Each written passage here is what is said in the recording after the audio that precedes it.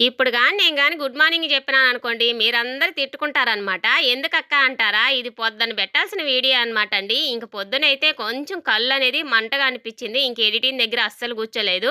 Video అయితే తీశాననమాట. ఇంక పొద్దున్నే జ్యూస్ అయితే వేస్తున్నాననమాట. మా లడ్డుగాడికి, నాకైతే మటుకు క్యారెట్, టమాటా వేసేస్తున్నాను.